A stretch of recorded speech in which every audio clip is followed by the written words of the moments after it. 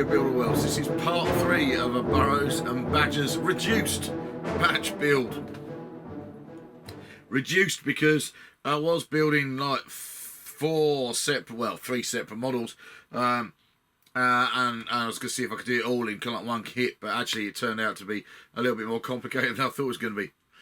Well, it's not complicated, it's just the fact that it's going to take way too long. So if you are new to this series of videos and you haven't watched the other two, my suggestion is actually to go and watch the other two. But just to get you up to speed, I'm making 3 different buildings for Beamfleot, my village in the marsh. And one of them is going to be a lighthouse, but I've only got this far with it. It's going to be, I intend this to be quite a cool, whimsical kind of fantasy model. And I've decided it deserves its own video. So we're not going to do this one anymore today. We're going to focus on getting these models down here finished. We've got they're different houses. They're supposed to be at the rough end of town. They are shiplapped, clinker-built houses. I've got quite a long way with them. Here's where we are. So this one, at the moment, looks like 2 separate buildings. But the roofs are going to join it together. It's going to be a bit in the middle, so it's all going to end up being one model. So ground floors and first floors that are added, coming on quite nicely. This one, I've even added a roof and a chimney too. Didn't detail that in the last video. I'm going to talk more about that in this one. I look at these and think they're nearly done, and this isn't going to be a very long video. But actually, I'm not willing to say that right now because you never know, it still might be. I've got to make roofs for both of these, got to put chimneys into them. I've got to put the roof material on, which is going to be thatch, and I've got to paint the whole things, all of them, to put them all together so they'll look like they all go together in the village of Beamfleot. So there is still a bit to do in this video. Keep watching, kids, because we are going to finish them this time round. The plan then is to finish these buildings, get them done in this video. Then, before I start on the lighthouse model, I am actually going to do the Patreon build that was the competition winner in December, because time is getting on. Patreon, you say? What do you mean Patreon? Well, you can support this channel if you haven't already by subscribing and liking and commenting and doing all the things to please the mighty YouTube algorithms. But also you can support this channel by signing up to my Patreon at patreon.com/Magathea Builder Worlds. Over there, you sometimes get exclusive video content, but more importantly, you get to join in competitions 3 times a year to see if you can win yourself a piece of scratch-built, purpose-bespoke, designed scenery made by me for your gaming table, for the game of your choice. And the most recent one I've got to do is going to be a model for the game Silver Bayonet, the new Joseph McCullough Napoleonic period vampire killing game, which looks pretty cool. So we're going to get on with that very, very soon. In fact, then there's another model I want to do for B&B, which wasn't a prize winner, but I'm really very definitely tempted to do it, which is making another pub, because I've never made pubs before. Oh no, wait a minute. Yeah, I've made loads of pubs. If you haven't seen any of my pub builds, there's a video all about my pub builds. Go and find it. But we're going to do this model first, all the way through, get it all done. It's going to be, this is it, part 3, finished buildings by the end of this. Touch wood, touch cutting board, I hope. Maybe, possibly. Yes, yes. Yeah, right. So I reckon best thing to do is crack on and actually do some model making. We're going to start with making the roofs for this building, and we're going to work out the interconnecting bit and how that's going to work, because here the idea is I'm going to put another dwelling in between the roofs of these 2 buildings, which is going to only have access via a platform, a landing platform, because it's going to be a birdhouse. And then that way there I've got 3 different dwellings in a street, a river street, Water Street in Beamfleot, and they'll all be done all in one go. So that's the plan. Crack on. Let's get on with it. Come down over here. Alright, well, go and click subscribe first and watch the first 2 videos before you come down over here. But if you've done all of that and you watch the first 2 videos, come over here. Look, this is where the action is. Right down here. Okay, here's our pup date. This is Chewy and Ahsoka. Chewy. 8 months now, and nearly 8 stone. And a soccer who's now under the 13 weeks. And 3 stone. And both of them gorgeous as. Yes, you are. Say hi, buddy. Welcome to the Macleod Pup Date. This is the Macleod Pup Date. We are cute as you like.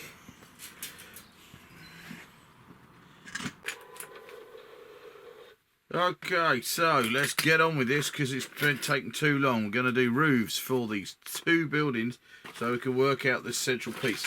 I'm going to do them exactly the same way as I've done the roofs for this. So if I was really bothered, I'd be making the entire wooden frame and the rest of it, but I haven't. What I've got here is 2 gable ends that are about a 3mm balsa wood cut for each one, which I've then got some beams of balsa that I stuck in between for the right length, held it together. I've cut a cardboard roof which I put on the top, and I've shiplapped over the top of this solid bit of balsa because that will give me a quick roof, which is what I'm after now because this model is taking too long to make. So we're going to make 2 roofs dead quick, and then we're going to look at chimneys, fireplaces, and then we're going to look at thatching and also the middle bit. Let's make the 2 roofs first of all. I've decided that to make the middle bit work, the easiest thing to do, in some ways both of these should have gable ends that are, the gables should be at this end and this end. Long roof. I'm wondering whether I should make the gables on this end and this end. I could actually make, because they're the same height, a gable on this end, and then I could have, here and here and here and here, and I could have one roof that goes across the whole thing, which would then support a perch. I don't know. I just don't know. I'll cut out some gables to see what they look like going both ways, and then make a decision. That's the easiest thing to do. It won't waste balsa wood. I can always use it for another part of another project. So first we need to do then is get a ruler, we need to get a scalpel, we need to get a pen, and we need to draw some gable ends for these 2 buildings. And what I need to do is stop pissing about and actually get this model finished, because I've run into March now, which is way longer than I was hoping it was going to be. So the whole point of doing a batch build was to do it quickly, but life has got in the way, and so has work, and so has stuff. So here we go. Crack on, Tim. Quick as you can, son. Okay, so the gable ends on these 2 buildings, because this strip is 10 centimetres wide, the gable's going to be 10 centimetres tall. We're going to have a go at cutting them to go on here, and on here, and on here, and on here, and see what they look like. So this is going to be the width of the thing by, let's have a look. Well, conveniently, I've done that in this model, 6 1/4 inches. We're new money, just under 16 centimetres. And this one is 5 3/4 inches. Let's do that. 6 1/4 and 5 3/4 inches. Go. All right, so here we are. I'm now doing the shiplap on the end of these gables. They're a bit wonky, these roofs, which is fine, because on the whole, I want the wonky end of town. As you can see, I've got shiplap on here, and what I do is I overlay the planks so they stick out either side, and then I'm going to take a scalpel to that and slice that off. And because it's only 0.8mm thick, this, thank you, dog, because it's only 0.8mm wide, I've done it again, because it's only 0.8mm thick, this is really easy to cut, this balsa, so we can just trim that off. So I've got this end done here, this end done here, this end done here. You can tell I'm looking after the dogs soon. Still got to do this end, that's next. So I'm just cutting myself more strips of shiplap. Let's do that. Scalpel. Sharp blade. Just measuring by eye, cutting planks. This won't take any time at all, and then I'll have all the gables done, I'm going to stick cardboard roofs on, and then I'm going to work out the bird perch.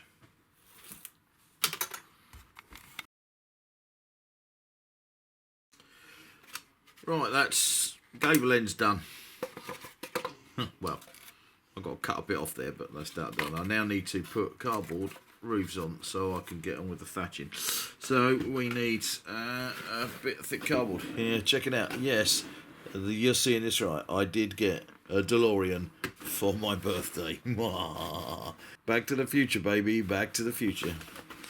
But the box isn't required. It's good thick cardboard, so I'm going to cut out and turn it into roofs. Then I can add chimneys and thatch, and we're pretty much done with these buildings. Okay, shonky buildings at the rough end of town, getting there. Need to work out how we're going to do the bird perch house in here. I can't decide whether I'm going to mount entirely on the two roof sections. That will fix all the roof sections together. Or I have something on the middle sections here that will just prop on it. And it will just sit on. I think that's going to be my best bet. I think I'm going to use some of this Balsa section, rectangular section, and have a bit on either side and curved bits to support it, and then I'll be able to drop it in and drop it out, and then that way there all the buildings will stay separate. Let's give that a go. Alexa, pause. Right, so I'm not sure how well this is going to work out. I'm kind of experimenting really here. I decided what I'm going to do is I'm going to attach the floor and the sides to the walls, interior walls. Like that. Can you see that in there? Yeah, we can just about. Let's move the camera in. That is going to end up making all the roofs one part of the model. They're all going to come off all in one go. I also decided I really want this to look like it's an addition afterwards, so the walls I'm using is going to give it a completely different roof line. My original drawings, I'm pretty sure I had one roof line that went all the way across, but these two ridges don't line up perfectly anyway, so it makes a lot more sense if I have a completely different roof line.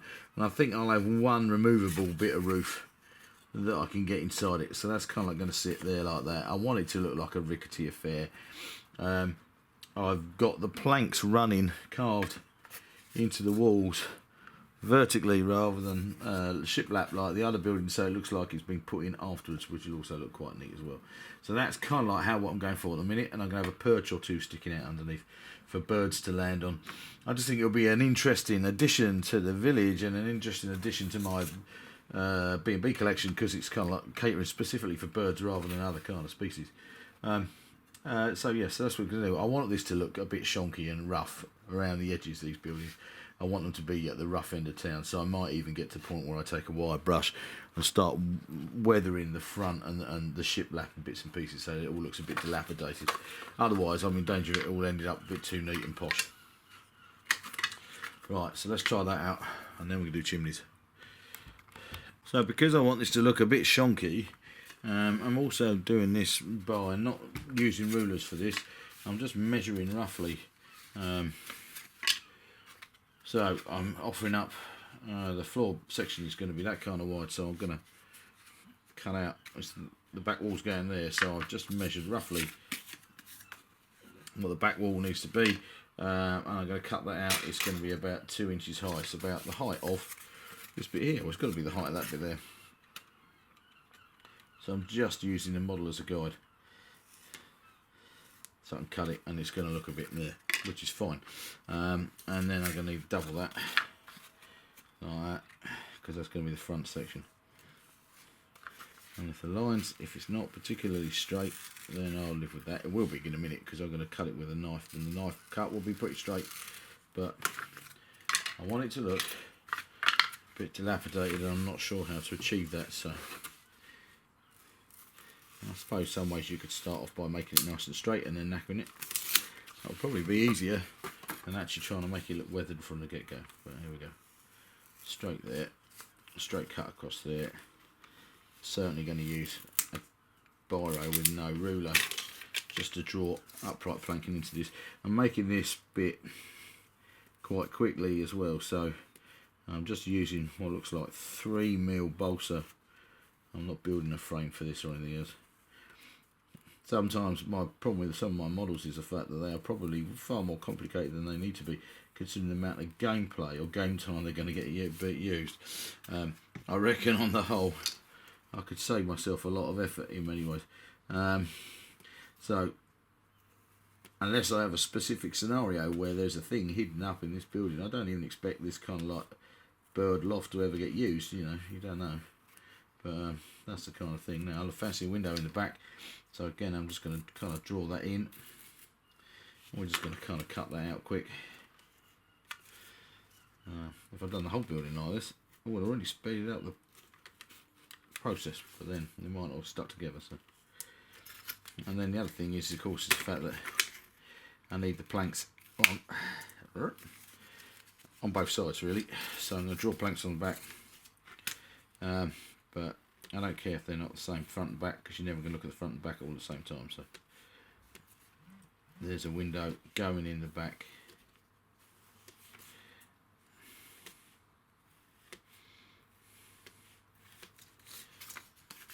And this is going to be the inside. I don't need to put planks on the inside of this, but I do need to cut out a door. Now, it might be interesting if I have a different shaped door on this model. I think so. I think I'm going to go with, I'm going to put the arched door, curved door, right in the middle, like that. You didn't see me draw that, did you? There it is. I've drawn that there like that, and now I'm going to cut it out. Like that. There. This is my tradition. I've changed my design. I've cut off the front. So actually it's not going to have it's going to have an asymmetric roof and a much higher front, but then there'll be a bit of platform out the front, which means figures can go on it and that kind of thing without having to go inside the building. That might work, I think. Yeah. Sorry, I've done it now. Right, so I've come up with another kind of cool thing about this. This is the birdhouse now. Look how I've got it there, because that there. It's not a very big model, but then it's fine because it's like for sparrows and stuff, and they're little and they're going to live in there, and it might not ever get used on the battlefield, to be quite well. The model will go on the battlefield, but whether anything ever goes in it, I don't know. But what I've decided I'm going to do is I've tried to use the really thin balsa wood, the shiplap here, so it will locate on top of the building. Hold it in place. Problem with that is it's liable to break. So what I think I'm going to do is I'm going to cut away this. I mean, it looks snapping there already. You can see that because it's only 0.8mm thick. So I'm going to take that off, and then I'm going to stick this on so the beams that support the house hang lower on the outside of the wall, so they will drop into the gap here. They'll drop into this gap, get in the right place, and then that will help support the entire roof system. Aren't I clever? We'll see. Right, let's do that bit. Nearly there. Okay, so we've got the main structure now done. 3 dwellings, bird loft. These, it's quite cool. Asymmetrical roof line. I like that. This roof is being made so I can take it off because it's the only way I'm going to be able to get into it. Looks quite cool from the other side. All looks a bit shonky just in cardboard. Now I need to put chimneys on and thatch. Now I've made a policy decision with these models, and that is I'm not going to bother doing internal chimneys and all the fireplaces and stuff. The buildings just aren't big enough to warrant it. As soon as you start getting big models inside these buildings, and B&B, the biggest models can be 40 or 50mm bases. So I'm just going to put chimneys on the roofs. That should also speed up the whole process of getting these finished off. So I'm going to have some XPS foam chimneys that I'm now going to work on, get them stuck on, and then we're going to thatch these cottages, and then we will be done. Okay, let's do that, people.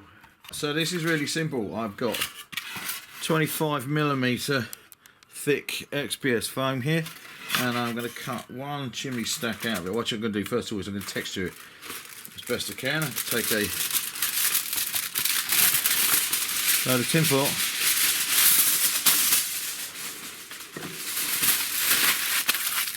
make it into a ball, roll tinfoil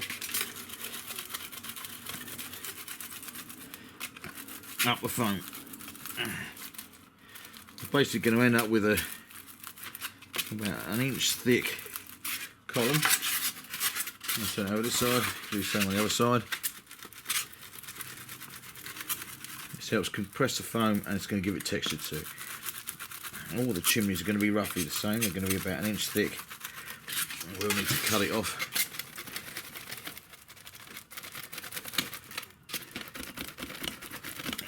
All that there. And because I want shonky haphazard, I'm not measuring and I'm not using a rule. I'm just going to go roughly by eye. Well, that's about 1 inch. Scalpel in there.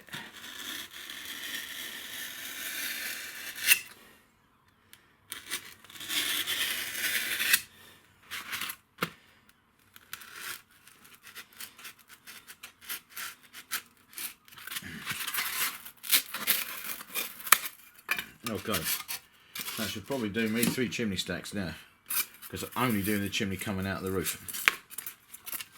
Texture down this side.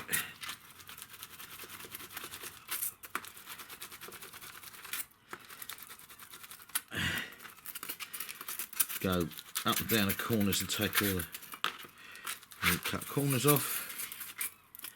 You can either roll it or scrunch it in, it doesn't matter which way you do it. Just going to get better textures to seal and paint. Seagulls today, actually doing some of this during the daytime, amazing. In the conservatory where the dogs are, in the sunlight with the window open. Spring is in the air. Got to get these models done. Want these models on the table in a couple of weeks for the B&B campaign that I'm running, which is called War Bands of Linden. Go and find that Facebook page. It's cool. All our campaign information is there.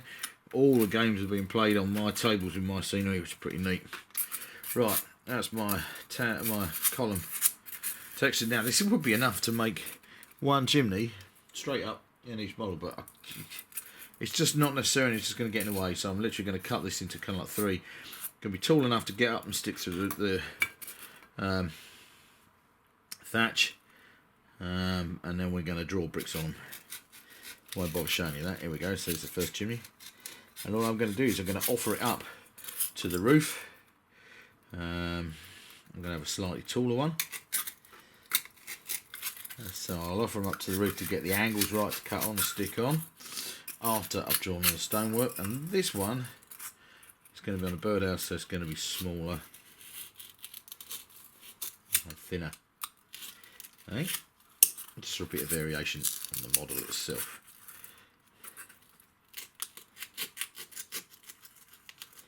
There we go. So that's going to need a little bit more texturing. Right, I'm going to use a biro. I'm going to draw stonework, brickwork of the structure of the chimneys onto this. Now, you don't need to see that. You've seen me do it 1,000 times. Well, not 1,000 times because I don't have 1,000 videos, but you know what I mean. Metaphorically speaking, you've seen me do it 1,000 times.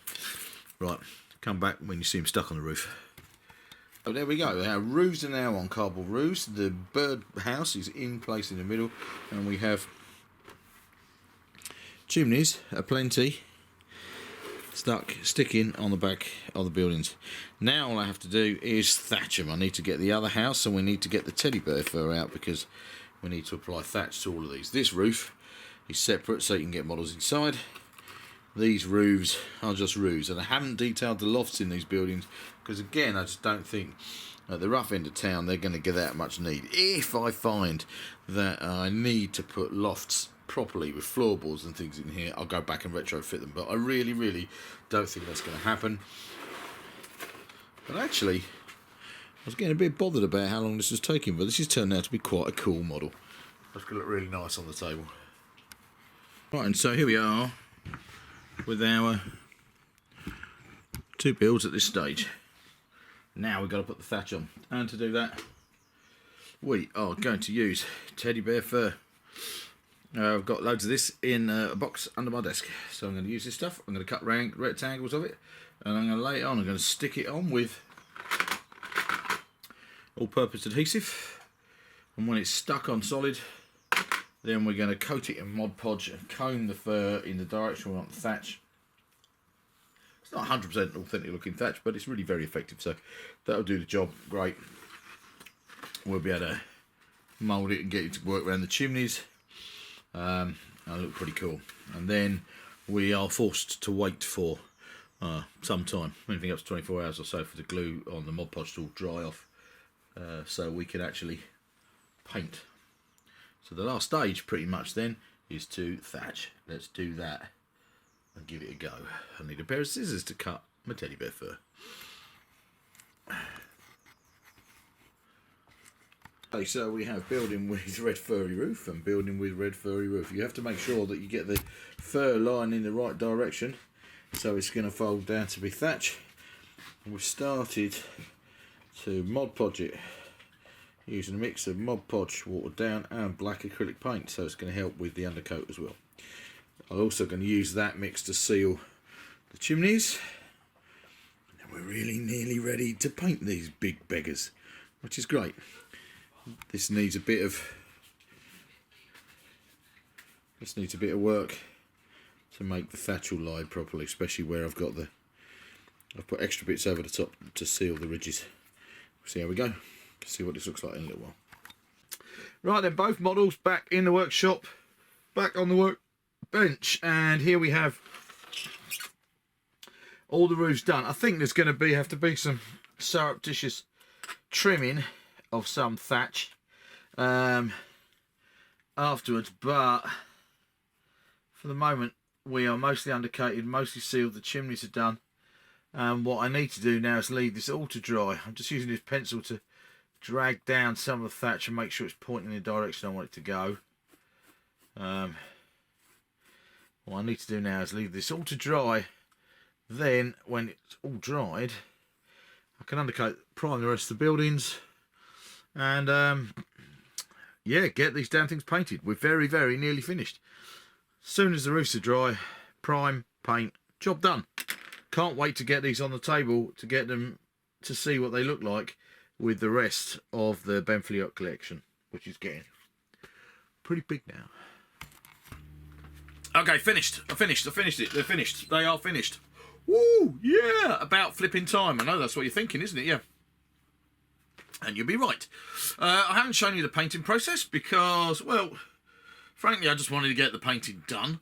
The painting process was pretty much exactly the same as the water wheel that I painted last summer that I made. So the water mill, check that out, and you can see how it's done.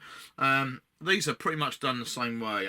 They were black primed, which is cool. Here we go. This is the House of Stilts. I like this one. Yeah, so browns, dry brush, loads of dry brush, lots of weathering on the deck, worked really nicely. What I like about this model, actually, these models, is that I've used black weatherboarding. Pretty common in my part of the world, in East Anglia, black shiplap buildings, which makes it hell of easy to paint, because frankly, after they're prime black, there's a bit of a highlight black-brown kind of thing going on, or a black-green thing going on, but they are kind of done. So yeah, I'm pretty pleased with that. The water was done with blues and greens, Cantor blue and Caliban green, mixed together and wet paletted, and then that was painted over with gloss Mod Podge to give it a watery effect, which is quite nice. The models will be finished with various planty effects, bulrushes, and various kind of grassy sprigs and bits and pieces too. And then, as you can see, the roofs were prime black first of all, then painted with a Winsor & Newton brown, dry brushed up a number of colours, and then I've added loads of ink wash to it, and then stuck on a load of flock as well. I wanted moss. I wanted degraded thatch rather than high quality thatch. I wanted this to look like the rough end of town. Still looks mostly okay to live in. They're not quite knackered enough, these buildings, but they do kind of work, and I wanted to get them done. So that was the house on stilts. And then this one, pretty pleased with. This is those three buildings. There's the bird loft in the middle. What I quite like about this actually is that none of the roofs line up. So they're all different sizes, which makes it an interesting kind of like thing to look at. It's quite a big building, again, for the crappy end of town. But then I like to think there are a number of various creatures living here. It's at least 3 homes. I've made, what are these? XPS foam. Yeah, XPS foam chimneys on each of the 3 roofs. But what I've done with this, because they're not very big buildings, and massive figures in Burrows Badgers. There's a half painted badger for you, for example. Come on 50mm bases, which are flipping enormous by the time you start putting them in buildings. So putting fires and chimneys and everything inside the building, I decided not to do on this occasion, purely because I don't know how often characters go inside and how important it is. So they look great from the outside, but there's no fireplace on the inside. But this one had little marshy kind of like lilies added to it. Again, railway model stuff. Various clumps of plant growing through, and the roof has had the same kind of approach, same technique done to it, because I want it to look rough and ready and needing to be repaired. So on the whole, I'm pretty pleased with these. I'm very pleased actually that I didn't try and complete the lighthouse. I'm sorry guys, the lighthouse isn't done. And like I said to you ages ago, beginning of this video, maybe last video, I can't remember, this is going to get its own video. Because, well, reasons. Surely you know by now why it's going to get its own video. It's going to get its own video. These two, however, are now done and complete. I'm really happy with that. It means I can move on to other projects. In a minute, you get to see the sexy bit with them on the table. Oh, bit of a table. I'm going to just put them out on a little table in the workshop with a few bits of Beamfleot, and I'm going to put them out on my new battle mat from TT Combat. Although it didn't come from TT Combat because they're totally out of stock and they don't know when it's going to be back in stock. But I did manage to find a local friendly gamer shop, an FLGS to you lot, that had one of these babies in stock, which now means, of course, I've got two of these babies. This is Green Sea, which is what I used for Beamfleot, and now I've got 8 foot by 4 foot of it, which means I could do a really big, marshy, watery table, which I'm really pleased about. So I'm going to put these models on that table in a minute. I'll have a see what they look like. So that's the sexy close-up bit, you know that. Where are we? Oh yes. So thank you very much for watching. I hope you've enjoyed these 3 videos and these completed buildings to go with the rest of my Beamfleot collection. It's taken me longer than it should have done, but then that's because, well, frankly, it's been a busy few weeks since the start of the year. Work, dogs. Hope you enjoyed the pup date. My wife broke her ankle. That hasn't helped a lot because that means I've been doing more. So I make no apologies for the fact that I haven't got these done quickly. I'm sorry I haven't got these done quickly. Oh no, that's an apology. But they are now complete and I'm ready to move on to other projects. Like we all know, the lighthouse is coming soon. But next up is going to be a build for Silver Bayonet, because that is a Patreon build which is outstanding. It has to be completed before the next Patreon competition. The next Patreon competition is in April. It will be a design competition for you to choose and think about a design that Macleod Builder Worlds could make for you, but only if you're signed up to my Patreon page, which is coincidentally patreon.com/Macleod Builder Worlds. After the Silver Bayonet build, which I'm hoping to do in one video, fingers crossed, touch wood, I might head down into the sump for Necromunda and then back to the lighthouse. So best you keep watching. Make sure you click subscribe, like, leave comments down below. Thanks very much for watching Macleod Builder Worlds. I better go and put these models on a table now and see what they look like. I'll see you next time. Cheers. Yeah, I know this isn't actually on the table yet, is it? But I thought you'd like some close-ups of the buildings. Yeah, here we go.